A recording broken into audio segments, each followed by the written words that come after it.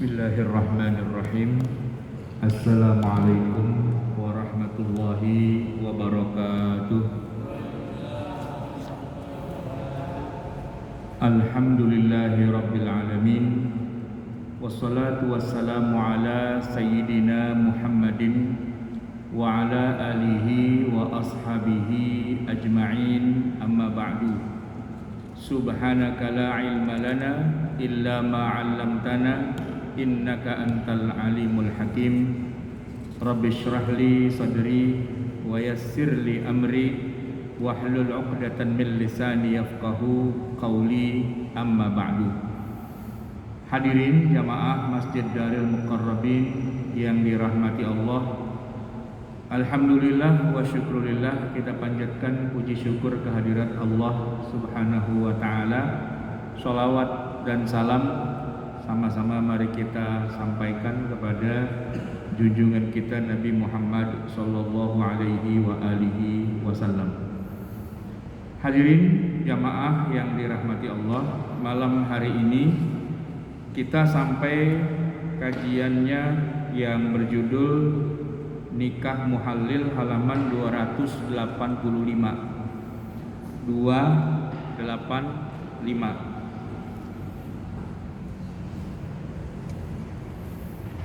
285 bab 5 nikah muhallil.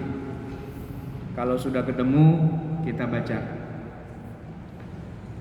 Bismillahirrahmanirrahim. Bab 5 nikah muhallil. A. Pengertian. Kata muhallil berasal dari kata halala. Halala itu fi'il madhi, nanti jadi mudhari, yuhallilu dan seterusnya. Nah, tapi muhallil itu nanti dalam bentuk isim fa'ilnya, yang mana kata halala itu artinya menghalalkan. Terus kalau isim fa'ilnya muhallil berarti pelakunya yang menghalalkan. Nah, dalam hal ini pelakunya ya maksudnya adalah pernikahan itu sendiri, di mana harusnya seseorang yang sudah mentalak istrinya dengan talak 3 itu sudah tidak halal lagi untuk rujuk atau kembali atau menikah ulang dengan istrinya yang sudah ditalak 3 itu. Nah, lalu ada syaratnya kan? Syaratnya apa? Syaratnya harus nikah dulu gitu, istrinya dengan orang lain. Nah, menikah dulu dengan orang lain itu, pernikahannya itulah yang disebut dengan pernikahan muhallil. Jadi sebenarnya istilah nikah muhallil ini sebenarnya adalah bagian dari bab talak. Bab talak di mana ada beberapa jenis talak ya. Nah, ada talak yang namanya bainunah kubro, di mana talak itu sudah terjadi berkali-kali ya, sudah pernah talak tapi rujuk lagi, sudah pernah talak lagi terus rujuk lagi, 2 kali lah paling tidak, sebagaimana disebutkan di dalam Al-Qur'an, at-talaqu marratani. Talak itu batasnya 2 kali. Setelah itu kalau terjadi lagi talak itu sudah melewati batas. Nah, itulah yang disebut dengan talak yang ketiga atau disebut dengan tolqah salasah ya, talak 3. Dan konsekuensinya adalah pasangan itu tidak boleh kembali lagi, baik dengan cara rujuk ataupun dengan cara menikah ulang. Ada 2 nih ya. Kalau rujuk itu selama masa iddahnya belum habis, cukup suaminya mengatakan roja'tuki, aku rujuk kamu, maka selesailah sudah, talaknya itu sudah nggak berlaku lagi, tapi statusnya sudah kena 1 kali talak. Nah, tapi begitu di dalam masa iddahnya suami merujuk istrinya, maka mereka rujuklah jadi suami istri lagi seperti sedia kala, tidak harus pakai nikah ulang karena merujuknya masih dalam masa iddah. Nah, kalau merujuknya setelah selesai masa iddah, maka tidak bisa cuma dengan mengucapkan raja'tuki, tidak bisa. Tapi harus dengan cara nikah ulang dari mula. Boleh. Selama status talaknya itu baru talak satu saja, atau baru talak yang kedua saja. Jadi batasnya 2. Makanya dikatakan talak yang bisa dirujuk atau yang bisa balik lagi dengan cara nikah ulang itu cuma batasnya 2 kali. Kalau sudah yang ketiga kalinya, maka sudah tidak bisa rujuk ataupun nikah ulang, kecuali dengan cara ya si istrinya itu kawin dulu dengan laki-laki yang lain. Itu di bagian di bagian B di bawah itu ada dalil yang mengharamkan untuk menikahi kembali istri yang telah ditalak untuk ketiga kalinya itu ada dalam ayat ini. A'udzubillahi minasyaitonirrajim. Fa in talaqaha fala tahillu lahu min ba'du. Fa in talaqaha, apabila si suami mentalaknya lagi untuk yang ketiga kalinya, fala tahillu lahu, maka dia istrinya itu tidak halal lahu baginya, bagi suaminya, mim ba'du, ya sudah tidak halal lagi untuk seterusnya, hatta sampai tankiha zaujan ghairahu, sampai si istrinya itu menikah dengan suami yang baru yang bukan suaminya itu. Fa in talaqaha fala junaha alaihima, udah cerai dengan suami yang pertama, lalu kemudian dia nikah dengan suami baru, jalanlah sebagai suami istri. Terus kata Allah, fa in talaqaha, dengan suaminya yang baru itu kalau dia ditalak lagi, suaminya yang baru mentalaknya, fala junaha, maka tidak mengapa, alaihima, kepada istri dan suaminya yang sebelumnya, ayyataraja'a, untuk saling kembali. Saling kembali itu maksudnya ya dengan cara kawin lagi, bukan dengan rujuk. Karena talak yang ketiga tidak ada rujuknya. Jadi kalaupun mau balik lagi bisa, tapi dengan nikah ulang dari awal. In dhanna ayyuqima hududallah, apabila keduanya berprasangka atau berpendapat bisa menjalankan hukum Allah. Itu Al-Baqarah ayat 230. Jadi kalau kita lihat ayatnya, talak 3 itu bisa balik apa enggak? Ya sebenarnya sih nggak bisa, ya. Tapi bisa diusahakan, tapi dengan syarat, yaitu harus istri yang ditalak ketiga kalinya itu harus kawin dulu, nikah dulu dengan laki-laki yang lain, satu.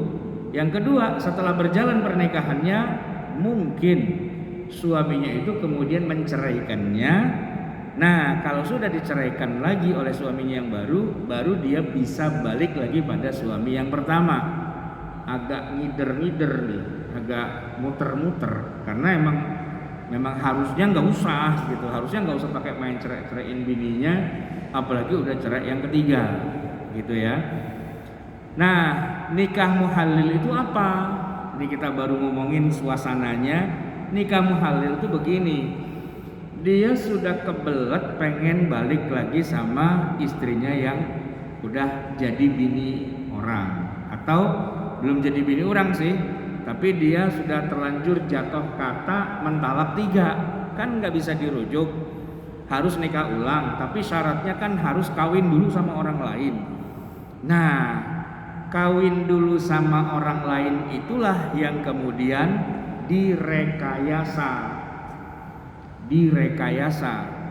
sekedar untuk menghalalkan biar dia bisa balik lagi sama istrinya itu.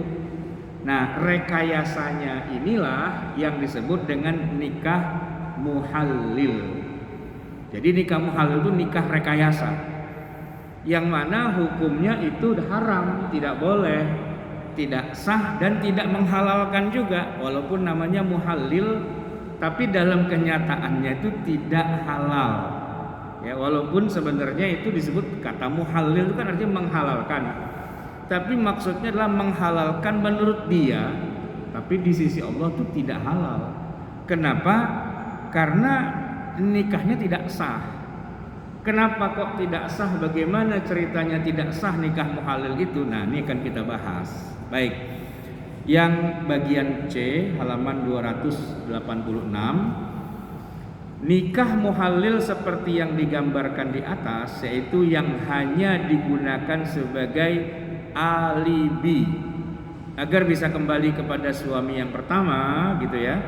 Dengan sandiwara pernikahan, hukumnya diharamkan oleh jumhur ulama. Dasarnya apa? La'anallahul muhallila lahu. Allah melaknat orang yang nikah muhallil. Ini hadis riwayat Ibnu Majah, hadis riwayat Al-Hakim.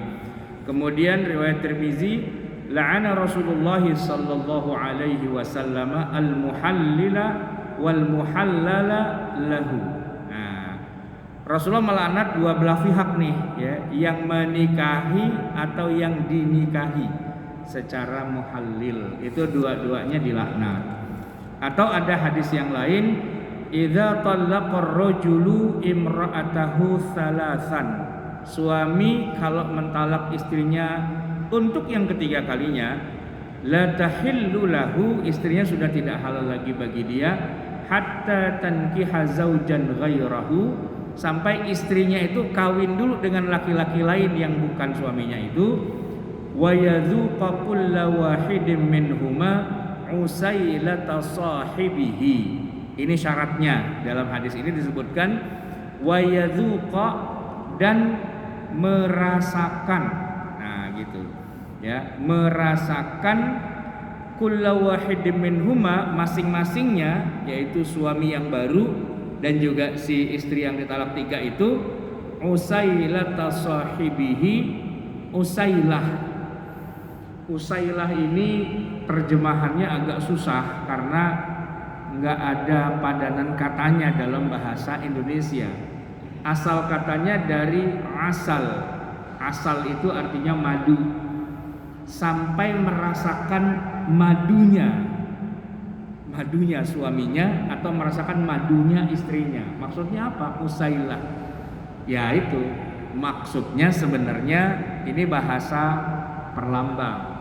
Sampai terjadi jima, sampai terjadi dukhul, itu maksudnya. Jadi nikah muhallil itu kenapa jadi haram? Ya, karena kan ini rekayasa, ini sandiwara. Rekayasa, di mana rekayasanya? Di mana sandiwaranya? Ya karena laki-laki yang ditugaskan untuk menikahi istrinya itu dibayar atau diatur, lu kawinin bini gue tapi lu jangan toel-toel gitu ya. Ya toel-toel boleh dah, tapi jangan dibejek-bejek gitu ya. Jangan sampai terjadi jima.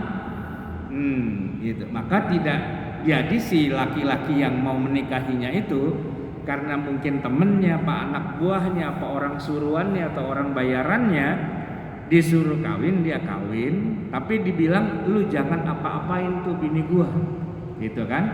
Nah nikahnya itu tidak sah, karena nikah dari awal disuruh tidak boleh berjima. Nah nikah model apa yang kemudian ada kesepakatan untuk tidak terjadi jima, itu tidak sah, gitu. Kenapa? Karena yang namanya nikah itu ya jima. Kalau nggak jima nggak nikah, gitu ya. Kecuali ya memang tidak diniatkan.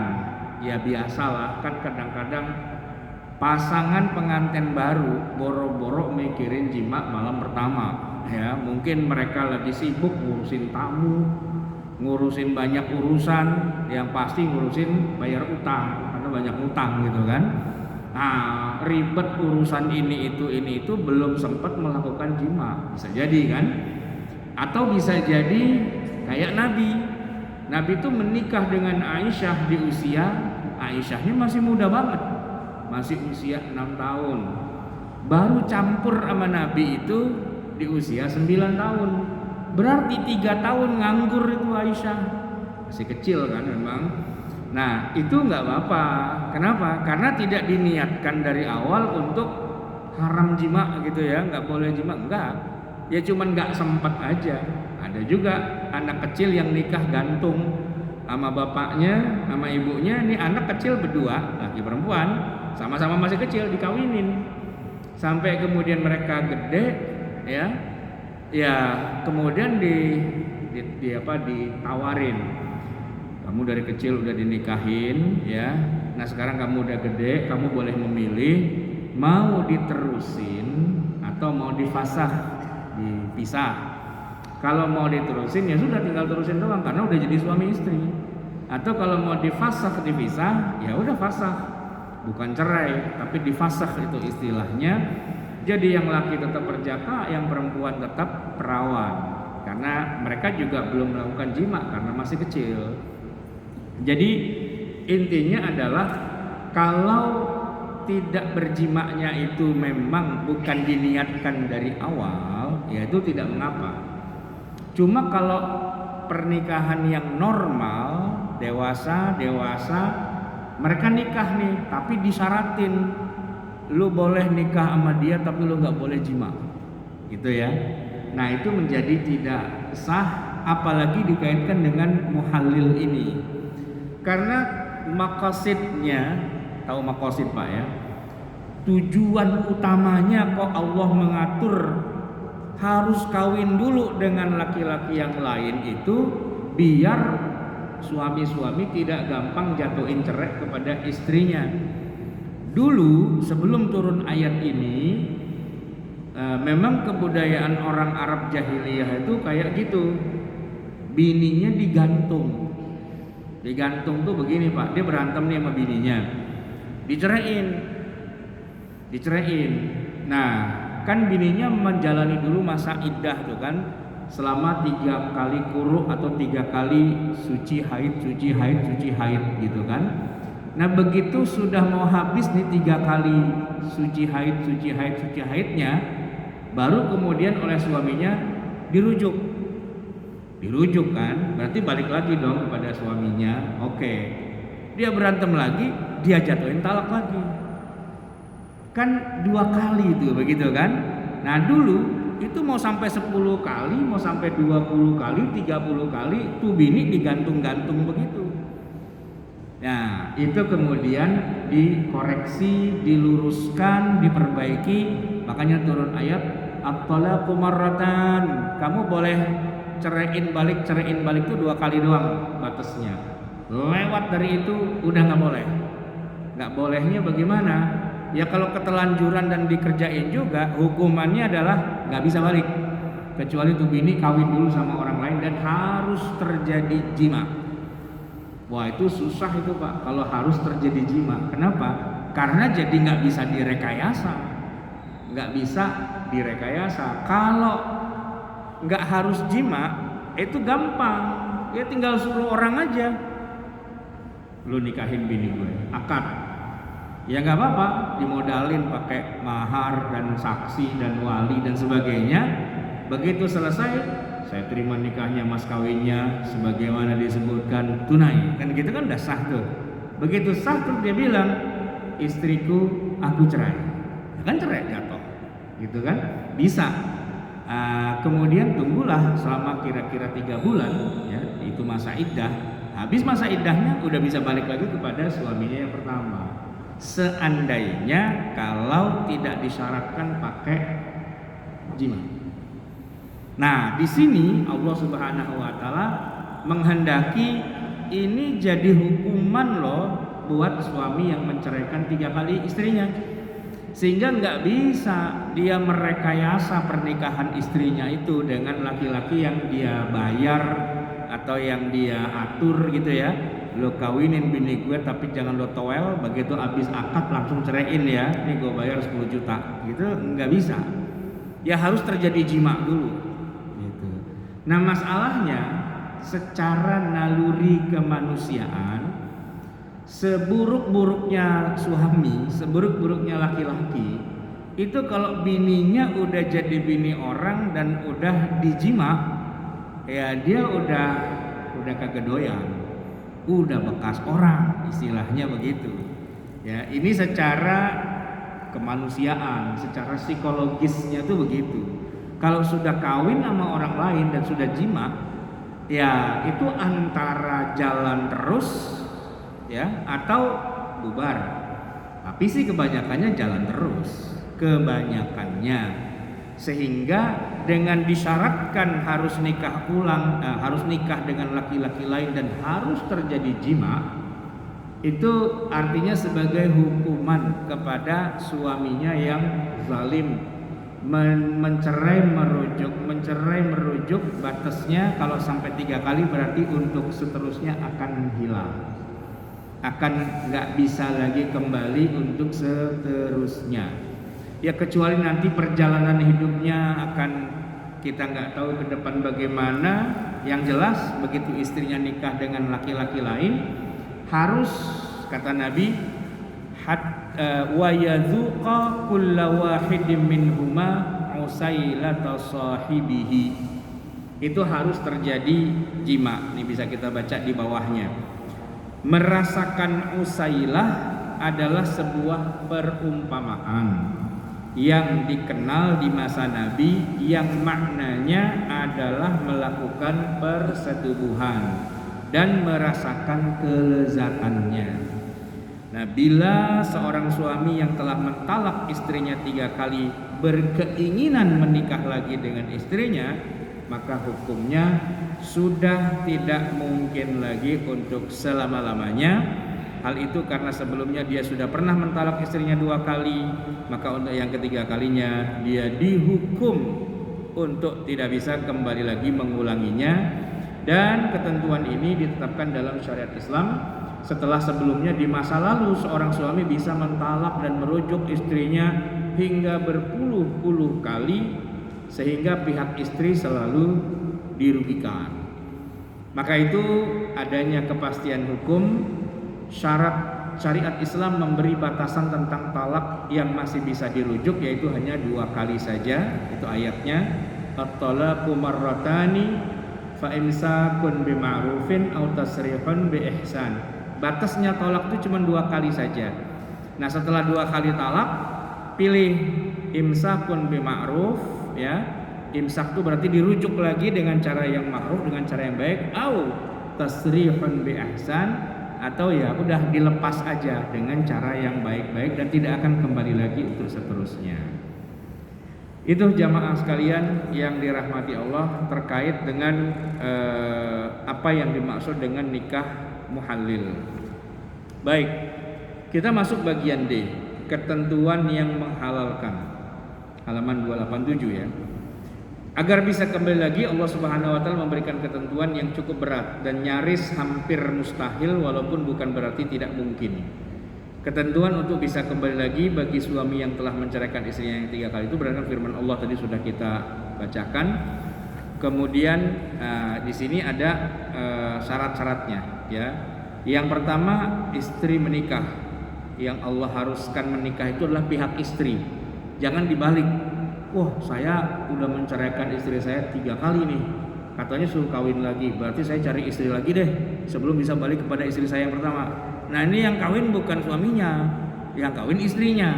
Suami mah nggak usah kawin lagi dan nggak harus cerai dulu sama bininya kalau cuma mau kawin lagi doang gitu ya. Jadi istri yang menikah, bukan suami yang menikah, itu nomor 1. Yang kedua, pernikahannya harus sah, nggak boleh pernikahan abal-abal. Maksudnya harus ada walinya, ada saksinya, sah lah pokoknya begitu. Nah, yang ketiga, suaminya harus sudah baligh. Nah, kenapa kau harus sudah baligh? Karena pernikahan itu mensyaratkan adanya jima. Nah, kalau suaminya belum baligh, bagaimana jimanya? Ya, karena begini, ini mungkin buat kita jadi lucu ya.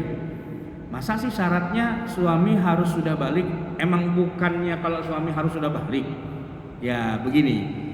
Di luar dari konteks nikah muhallil ini ya, itu kalau secara hukum syariat Islam tadi seperti saya sudah singgung sedikit, pernikahan suami yang masih anak-anak dengan seorang istri yang masih anak-anak itu sah secara syariah, atau yang istrinya udah dewasa, yang lakinya anak-anak itu sah juga, atau dibalik suaminya udah dewasa, istrinya anak-anak itu sah juga. Ini kalau secara hukum syariahnya begitu. Makanya dalam nikah muhalil jadi syaratnya lebih berat, suaminya nggak boleh anak-anak gitu, karena kan bini gue cerain udah yang ketiga, gue pengen balik lagi, katanya tuh bini harus kawin dulu.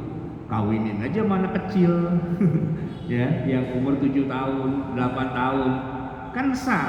Iya sih sah kalau pernikahan yang biasa nih, yang normal. Nah kalau perkawinan dalam konteks lagi muhalil nggak bisa, harus sudah balik.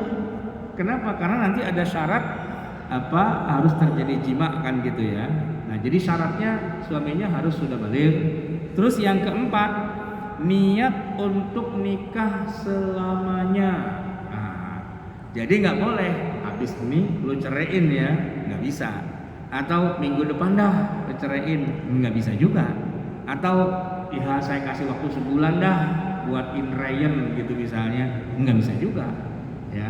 Jadi niat nikahnya, kenapa nikah muhalil itu jadi haram? Karena dari awal sudah niat abis ini gua ceraiin, itu yang jadi haramnya. Padahal dalam agama Islam tidak boleh ada orang menikah niatnya buat sementara doang ya, istilahnya sebulan dah habis itu ntar kita cerai gitu, itu nggak boleh kalau diniatkan dari awal. Nah lain cerita kalau tidak diniatkan, misalnya dia nikah gitu kan, ternyata emang cekcok mulu ya, baru juga seminggu piring udah habis tuh ya kan, rumah udah roboh gitu, karena berantem mulu tiap hari, nggak bisa dipisahin, nggak bisa dibikin damai, akhirnya udah cerai dah misalnya begitu ya. Nah itu nggak apa-apa.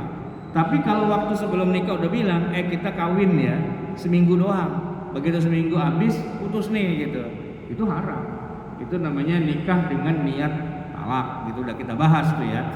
Nah nikah muhalil salah satu yang menyebabkan kok jadi tidak sah, jadi tidak boleh, karena biasanya nikah muhalil itu udah didesain, pokoknya lo kawinin bini gue nggak lama ceraiin, seminggu apa sehari atau berapa jam. Nah itu jadi syaratnya adalah nikahnya harus niat untuk seterusnya, untuk selama-lamanya. Itu syarat yang keempat. Nah syarat yang kelima ini yang penting ya, harus terjadi hubungan seksual. Yang dimaksud dengan menikah ini bukan sekedar akad atau ijab kabul saja, melainkan mereka harus melakukan hubungan suami istri secara sah.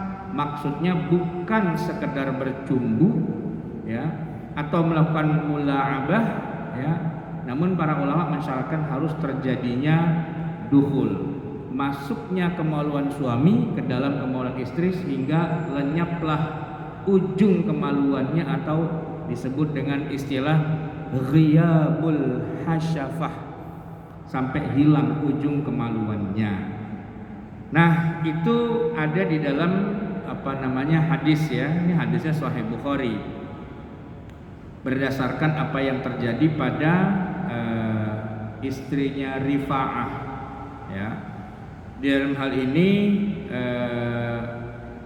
Nabi SAW berkata kepada istrinya Rifa'ah yang ingin kembali kepada Rifa'ah, padahal sudah ditalak 3 kali oleh suaminya, oleh si Rifa'ah ini. Nah kemudian Nabi bersabda nih kepada istrinya, jadi ini yang pengen balik malah bininya, bukan suaminya. Aturidina an tarji'i ila Rifa'ah, kamu mau balikan lagi sama Rifa'ah? La, nggak bisa kata Nabi. Hatta tadzuqi usailatahu wa yadzuqa usailataki.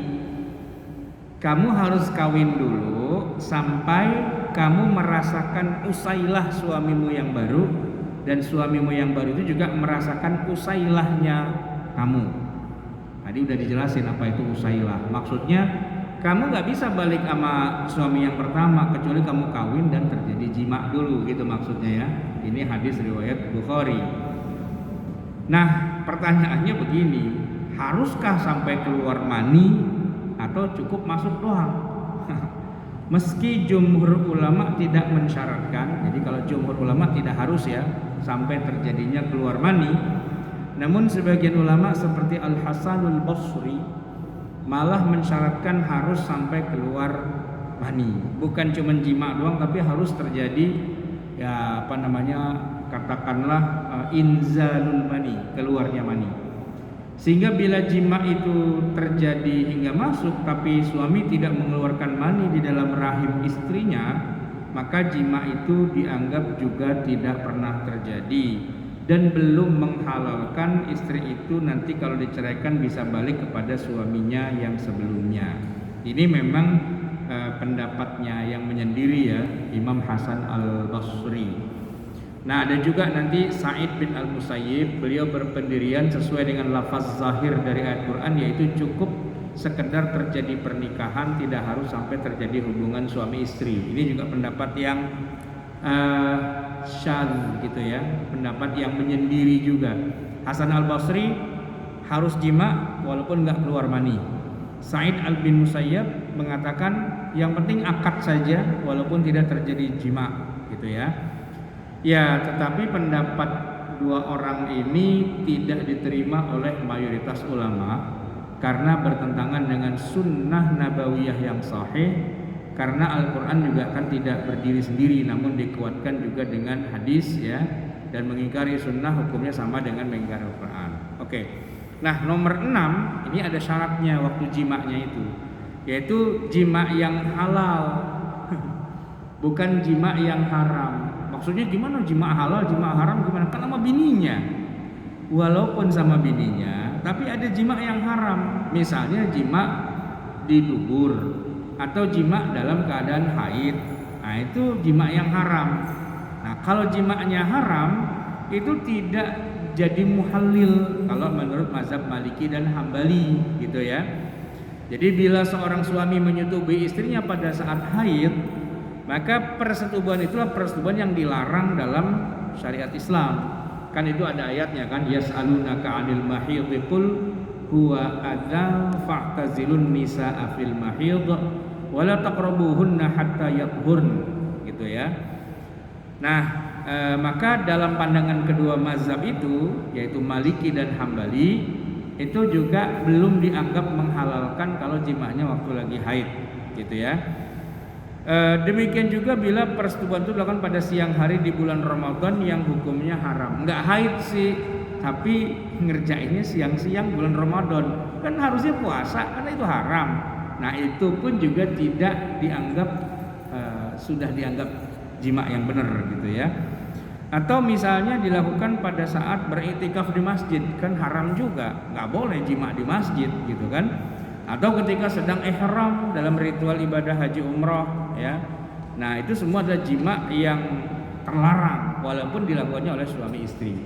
Kalau terlarang berarti jimanya belum dianggap sah, maka belum menghalalkan untuk kalau nanti dicerai.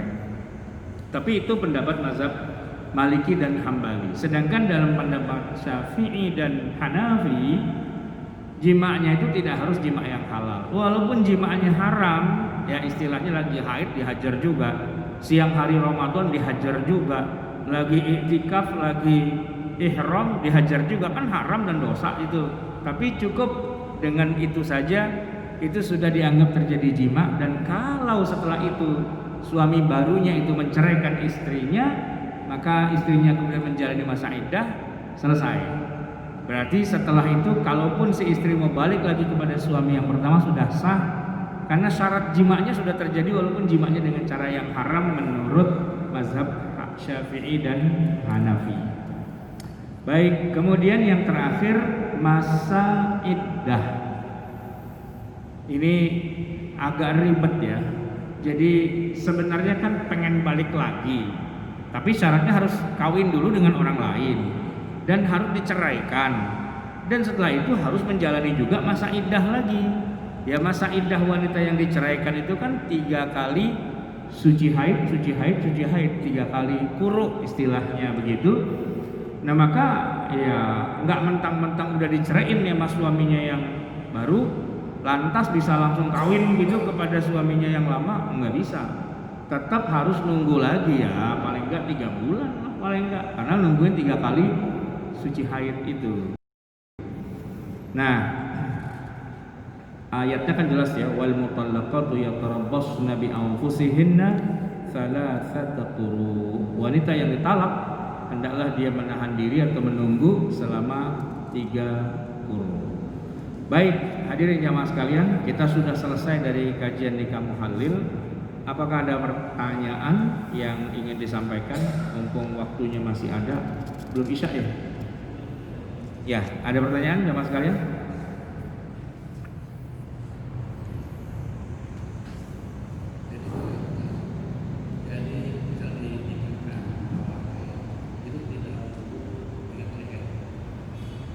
Yang pertama kali ya. Nah, begini. Ketika talak yang ketiga, ya, apakah boleh dia langsung nikah sama orang lain? Jawabannya begini. Aslinya kan nggak boleh, ya. Wanita yang ditalak itu kan harus melalui masa iddah dulu 3 kali quru itu kan. Untuk yang pertama 3 kali quru, untuk yang kedua juga 3 kali quru. Bagaimana dengan yang ketiga? Apakah harus selesai dulu 3 kali quru? Di situ nanti para ulama agak berbeda. Ya, kebanyakannya mengatakan tidak ada lagi yang namanya masa iddah. Ya, tidak ada lagi masa iddah. Kenapa? Karena masa iddah itu, ya, kenapa kok harus ada masa iddah? Tujuannya itu biar bisa balik sama suaminya. Sengaja dibikin masa iddahnya tuh oleh Allah 3 bulan, dan selama 3 bulan itu istri yang sudah ditalak kan nggak boleh keluar rumah, nggak boleh berdandan, nggak boleh berhias, nggak boleh bercampur laki-laki, nggak boleh menerima pinangan, nggak boleh nikah dan sebagainya. Terus kalau nggak boleh itu dia harus ngapain? Mendekam di kamar suaminya. Mendekam di kamar suaminya, bukannya ditalak? Iya. Nah, kok disuruh mendekam di kamar suaminya? Biar suaminya kagak tahan. Nah, kalau kagak tahan, iya biar suaminya merujuknya, gitu kan? Nah, sebagian ulama malah mengatakan bahwa nggak usah pakai bilang raja'tuki, hajar aja emang bininya juga, otomatis sudah rujuk. Ya, sebagian ulama, walaupun ulama yang lain mengatakan iya nggak boleh, harus bilang dulu raja'tuki gitu kan, kamu saya rujuk. Dan itu nggak bisa bilang istrinya bilang enggak, saya nggak terima, ya nggak bisa. Ya memang suaminya bilang kamu saya cerai, ngomongnya pagi pak, tapi begitu malam dia tidur sendirian kedinginan, ya bini gua di mana, udah pisah kamar kan, nyusul dia. Jadinya bilang ngapain masuk kamar sini, raja'tuki, selesai udah urusan, kamu saya rujuk, selesai. Memang itu maksudnya adanya masa iddah itu biar balik gitu sebenarnya. Tapi kalau udah talak yang ketiga, balik itu udah nggak boleh. Nah, kalau dikasih masa iddah sepanjang 3 bulan jadi urusan. Oleh karena itu para ulama mengatakan sudah tidak ada lagi masa iddah, tapi yang berlaku hanya istibra. Apa itu istibra? Minimal sekali mengalami haid. Nah, jadi begitu suaminya bilang, lu gua ceraiin, buat yang ketiga kalinya, itu udah nggak ada masa iddah, putus, tus, gitu. Maka istri udah langsung pesen taksi, ya, ojek online, gitu, bawa koper, mana lo? Gua udah ditalak yang ketiga, keluar, angkat koper. Kalau itu rumah suaminya, nah kalau itu rumah dia, ya suaminya angkat koper, gitu kan. Tergantung yang punya rumah siapa sih. Nah, keluar gitu ya, itu sudah nggak ada masa iddah, tapi tetap tidak boleh langsung kawin. Kenapa? Harus istibra. Istibra itu apa? Memastikan rahimnya kosong. Dengan cara apa? Nunggu sampai haid, sampai kemudian suci lagi, sekali saja. Nah, itu baru setelah haid kan dicerai nih, cerai yang ketiga sama suaminya. Mungkin posisinya bukan lagi haid, lagi suci. Tungguin sampai haid, begitu haid suci lagi, nah sudah boleh tuh kawin dengan laki-laki yang lain karena tidak menunggu iddah.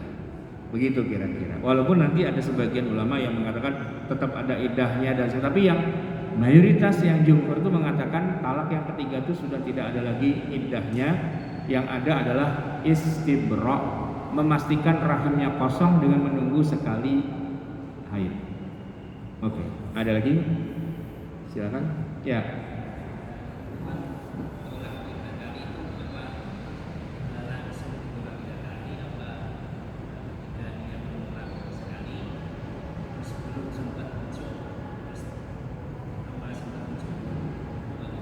Ya, itu memang khilafiyah, ya.